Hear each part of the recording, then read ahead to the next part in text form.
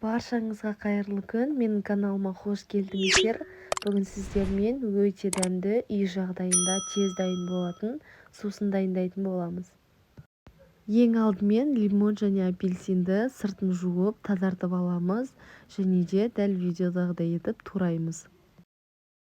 Апельсинімізді жіңішке етіп турайтын боламыз. Енді оны ыдысымызға саламыз.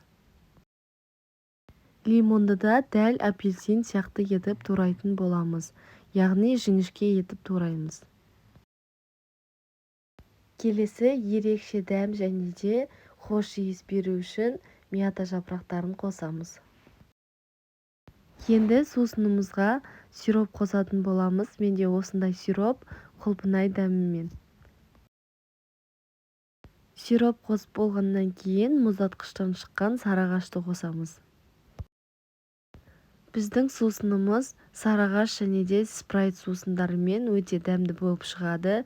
Салқын күйінде ішетін болсаңыздар, шөліңізді қандыратын ерекше сусын. Біздің сиропымыз барлық жеріне біркелкі араласуы үшін қасықтың көмегімен араластырамыз. Осымен біздің өте дәмді және де тез дайын болатын сусынымыз дайын болды. Қалауыңызша мұзбен ұсынсаңыздар болады. Түсі де өте әдемі және де тәбетіңізді ашатын керемет сусын. Сіздерге де міндетті түрде жасап көруге кеңес беремін. Каналға тіркеліп, лайк басып, пікір қалдыруды ұмытпаңыздар.